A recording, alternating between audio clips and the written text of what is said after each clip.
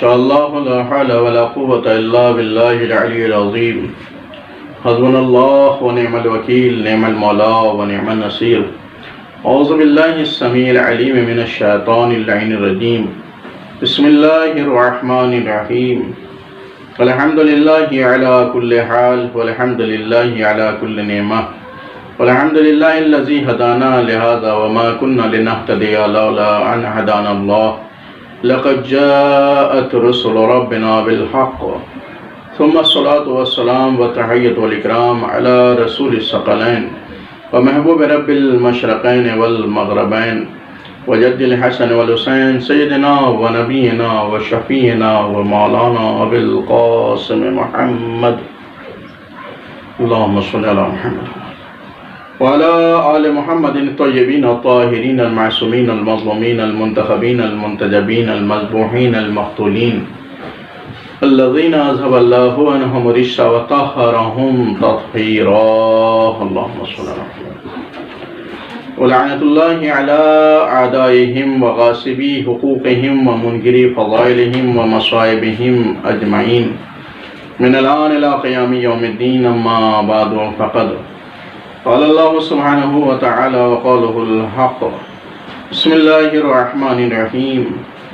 إن الدين عند الله الإسلام. صلوات محمد وآل محمد. اللهم صل على محمد. برادران ایمانی روحانی، بزرگان قوم ملت، دوستوں، عزیزوں، سلسلے گفتگو دین اور ہم کے عنوان کے تحت جاری و ساری ہے. جس آیت کریمہ کی تلاوت کا شرف حاصل کیا ہے اس میں ارشاد رب العزت ہو رہا ہے کہ بے شک یقیناً بلا شک و شبہ اللہ کے نزدیک دین اسلام ہے. جس دین کے ہم ماننے والے ہیں اس کی کچھ جڑیں ہیں، کچھ شاخیں ہیں جو بچپن سے سب کو یاد کرائی جاتی ہیں. جڑوں کا نام اصول دین دیا گیا ہے اور اس کی شاخوں کا نام فروع دین ہے. اصول دین کے اوپر عقیدہ اور ایمان رکھنا، دل سے اقرار کرنا لازم و واجب ہے انسان کے اوپر کہ وہ اس کا اقرار کرے دلیلوں کے ساتھ، حجت کے ساتھ کہ اللہ ایک ہے، یعنی توحید کا اقرار. اس نے 1,24,000 پیغمبر بھیجے ہدایت کے لیے، انسان کی نبوت کا اقرار. اسی طرح سے اس نے 12 امام بھیجے نبوت کے سلسلے کے ختم ہونے کے بعد، مولا کائنات سے لے کر کے 12ویں امام تک، مہدی آخر الزمان علیہ السلام تک. یہ سلسلہ یہ دین کی بقا کے لیے، حفاظت کے لیے ائمہ بھیجے پروردگار نے، اس بات کا اقرار، امامت کا اقرار. اسی کے ساتھ ساتھ قیامت کا اقرار کہ تمام دنیاوی امور سے فارغ ہونے کے بعد، اعمال زندگی بجا لانے کے بعد، جب انسان دوسری دنیا میں قدم رکھے گا جس کا نام آخرت ہے، قیامت کی منزل ہے، اس کا اقرار. عدل کے بعد جو منزل ہے وہ نبوت کی ہے، پھر امامت کی، پھر قیامت کی. تو 5 اصول دین ہیں. اول توحید ہے، دوسرے عدل ہے، تیسرے نبوت، چوتھے امامت، 5ویں قیامت.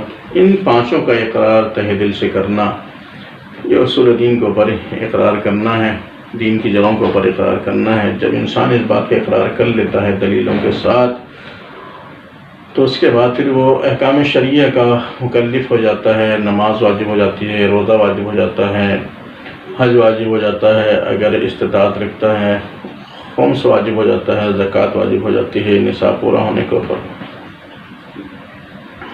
جس کے الگ الگ اشیاء شمار کرائے گئے ہیں. تفصیلات کے لیے توضیح مسائل کا مطالعہ کر سکتے ہیں. جہاد اگر وقت پڑ جائے دین کے اوپر تو جہاد کرے گا انسان. اسی کے ساتھ ساتھ امر بالمعروف نہی عن المنکر، یہ تمام چیزیں واجب ہوتی چلی جاتی ہیں. تولا و تبرع انسان کے اوپر احکام شریعہ کا مکلف ہونے کے بعد، عقل والغ ہونے کے بعد واجب و لازم ہو جاتی ہیں. اس کے اوپر انسان عمل کرے، بجا لائے. عقیدہ اور ایمان سے تعلق ہے اصول دین کا، فروع دین کا تعلق ہے انسان کے عمل سے کہ انسان نے جو عقیدہ اپنا مضبوط کیا ہے، پختہ کیا ہے، اس کے اوپر عمل کرے فروع دین کی صورت میں. تو یہ دین اور ہم کے تحت جو گفتگو جاری و ساری ہے اس میں تمام تقاضے ہیں کہ انسان ان کو پورا کرے کہ جو دین کی طرف سے انسان کے اوپر واجب و لازم ہوئے ہیں. واجبات کے علاوہ کچھ مستحبات ہیں، دوسروں کے حقوق ہیں، اور اس میں پڑوس ہیں، اہل و عیال ہیں، گھر والے ہیں، اہل خانہ ہیں، اہل محلہ ہیں۔ اس کے ساتھ ساتھ جو دنیا میں انسان ہیں، جہاں تک انسان کی رسائی ہے ان کا خیال رکھنا ہے۔ جیسا کہ گزشتہ گفتگو میں عرض کیا تھا کہ انسان اللہ کی عبادت کرے، اس کی مخلوق کا خیال کرے۔ دنیا میں لوگ مال و ثروت کی بنیاد پر پہچانے جاتے ہیں، اور آخرت میں جو پہچانے جائیں گے اپنے اعمال کے ذریعے سے پہچانے جائیں گے۔ جو لوگ اس سلسلے میں غفلت میں ہیں وہ پچھتانے والے ہیں، بعد میں پشیماں ہونے والے ہیں، بعد میں کوئی مسئلے کا حل نکلنے والا نہیں ہے دنیا سے چلے جانے کے بعد۔ جب تک سانس میں سانس ہے انسان کے پاس موقع ہے وہ اعمال صالحہ بجا لائے، نیک اعمال بجا لائے، تقوی و پاسائی اختیار کرے، تاکہ اس کی دنیا اور آخرت بہتر ہوتی چلی جائے، دنیا بھی سنور جائے، آخرت بھی سنور جائے۔ البتہ دنیا کڑوی ہے، آخرت میٹھی ہے، لیکن جس کی دنیا میٹھی ہوتی ہے اس کے لیے آخرت کڑوی ہو جاتی ہے، جس کے لیے دنیا کڑوی ہوتی ہے اس کے لیے آخرت مٹھاس رکھتی ہے۔ اس لیے مولا کائنات حضرت علی بن ابی طالب صلی اللہ علیہ وسلم نے فرمایا کہ مرارۃ الدنیا حلاوۃ الآخرہ، حلاوۃ الدنیا مرارۃ الآخرہ۔ دنیا کی کڑواہٹ آخرت کی مٹھاس ہے، اور دنیا کی مٹھاس آخرت کی کڑواہٹ ہے۔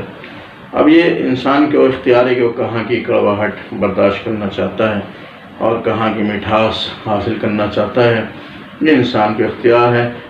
بس مولا نے اور دیگر ائمہ نے اور ہمارے رسول اسلام نے، دین اسلام نے سب کے اوپر اپنے احکام اور قوانین اور آئین کو واضح اور روشن کر دیا ہے۔ اب جو اس کے اعتبار سے عمل کرتا چلا جائے گا اس کی دنیا بھی انشاءاللہ بہتر ہو جائے گی اور آخرت بھی بہتر ہوگی۔ لیکن جس نے دینی فرامین کو، اسلامی فرامین کو نظر انداز کر دیا اس کی دنیا بھی خراب ہو جائے گی اور عقبہ بھی خراب ہو جائے گی۔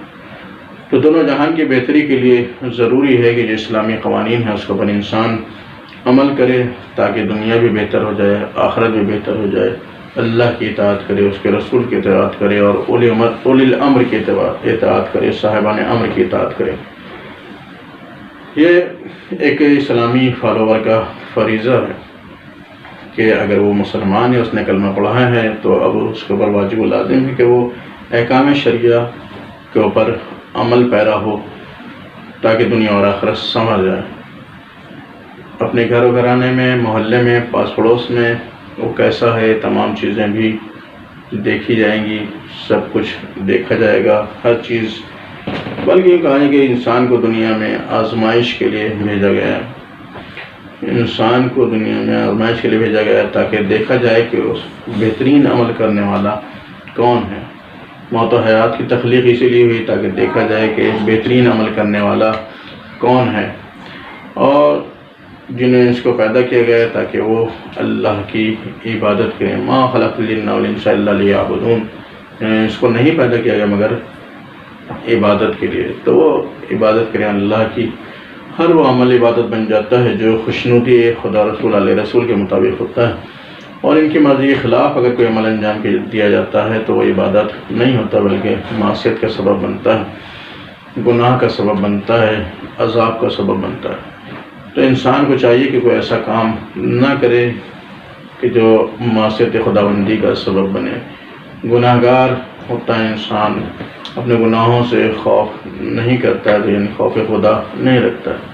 اگر اپنے گناہوں کی طرف متوجہ ہے اور گناہوں سے پرہیز کر رہا ہے تو وہ خوف خدا رکھنے والا ہے، جہنم کی آگ سے محفوظ رہنا چاہتا ہے تو خوف خدا رکھنے والا ہے۔ لیکن گناہوں سے پرہیز نہیں کرتا ہے تو خوف خدا رکھنے والا نہیں۔ ہر انسان کو اپنا جائزہ لینے کی ضرورت ہے، دین کے تئیں اپنے آپ کو دیکھنے کی ضرورت ہے کہ دین کے تئیں ہم کیسے ہیں، ہمارا رول کیا ہے، ہمارا کردار کیا ہے، ہمارا فریضہ کیا ہے، ہماری ڈیوٹی کیا ہے دین کے تئیں۔ ایسا تو نہیں ہے کہ ہم اسلام کے نام پر کلنک ہیں، اسلام کے نام کے اوپر دھبا ہیں، ایسا تو نہیں، بلکہ ہونا کیا چاہیے کہ اسلامی زندگی میں اسلامی پناہ میں آنے کے بعد انسان عزت و وقار کا سبب بنے، توفیق کا سبب بنے، بھلائی کا سبب بنے، انسانیت کی بھلائی کے سبب بنے، لوگوں کی بھلائی کا سبب بنے، امن و امان کا سبب بنے، جیو اور جینے دو کا نعرہ بلند کرے۔ یہ اسلامی نعرہ ہے، جیو اور جینے دو، خود بھی جیو، دوسروں کو بھی جینے دو، اپنا بھی خیال رکھو، دوسروں کا بھی خیال رکھو، بلکہ اپنے اوپر دوسروں کو ترجیح دو۔ یہ اسلامی زندگی ہے۔ انسان اپنا جائزہ لے کہ ہم کہاں تک اسلامی اصولوں کے اوپر، اسلامی احکام کے اوپر کھڑے اترے ہیں۔ اپنا محاسبہ کریں، انسان اپنا حساب لے، خاص طور سے جب رات کو بستر کے اوپر جائے تو اپنا حساب کرے کہ اس نے دن بھر کون کون سے اعمال انجام دیے، آیا وہ خدا و رسول کی مرضی کے مطابق تھے یا خدا و رسول کی مرضی کے خلاف تھے۔ اگر خدا و رسول کی مرضی کے مطابق تھے تو اس کا دن اچھا گزرا، اور اگر خدا و رسول کی مرضی کے خلاف تھے تو اس کا دن اچھا نہیں گزرا ہے، اس نے خدا و رسول کی ناراضگی مول لی۔ تو یہ جائزہ لینے کی ضرورت ہے، حساب کرنے کی ضرورت ہے، سمجھنے کی ضرورت ہے، محاسبہ کرنے کی ضرورت ہے۔ یہ بھی ایک اسلامی فریضہ ہے انسان کے، جب رات کو بستر پہ جائے تو اپنے دن بھر کا حساب کرے۔ آئیے دوستوں عزیزوں، آج کا وقت بھی تمام ہونے کو ہے۔ انشاءاللہ بعد کی مجالس میں پھر اس سلسلے میں اسی موضوع کے تحت گفتگو کریں گے، دین اور ہم کے عنوان کے تحت۔ دین ہمیں تک آسانی سے نہیں پہنچا ہے، بڑی جانفشانی اور قربانیوں کے نتیجے میں دین پہنچا ہے، جس کے اوپر اہل بیت رسول نے قربانیاں دی ہیں، تب دین جا کر کے بچا ہے۔ دین کے اوپر اہل بیت رسول قربان ہو گئے، محمد آل محمد دین کے اوپر قربان ہو گئے۔ دین کے لیے جینا، دین کے لیے مرنا، یہ شیوا تھا محمد آل محمد کا۔ دین کے لیے جیے، دین کے لیے مرے، دین کے اوپر قربان ہو گئے۔ دین اتنا عزیز تھا، اسلام اتنا عزیز تھا کہ اس کے اوپر اپنے آپ کو قربان کر دیا تاکہ دین بچ جائے، دین محفوظ ہو جائے۔ کب؟ جب دین کو خلط مل کیا جا رہا تھا، جب دین کے اوپر یزید کی طرف سے تہمتیں لگائی جا رہی تھیں، دین کو برا بھلا کہا جا رہا تھا، دین کا انکار کیا جا رہا تھا، ضروریات دین کا انکار کیا جا رہا تھا، جو دین کے اصول ہیں ان کا انکار کیا جا رہا تھا، ضروریات دین کا انکار کیا جا رہا تھا یزید کی طرف سے۔ تو امام حسین جیسی شخصیت کہ جو رسول کے نواسے تھے، جناب ابو طالب کے پوتے تھے، انہوں نے اپنے مختصر قافلے کے ساتھ 72 ساتھیوں کے ساتھ اسی دین کو بچانے کے لیے کربلا کے میدان میں قربانی پیش کی، جس کا ہم نے ذکر کیا تھا کہ غم ایسا تھا کہ نہ زمین کربلا برداشت کر سکی، اور نہ آسمان، نہ فضا، نہ ہوا، نہ فرات کا پانی، ہر ایک نے اپنے اپنے انداز سے غم کا مظاہرہ کیا۔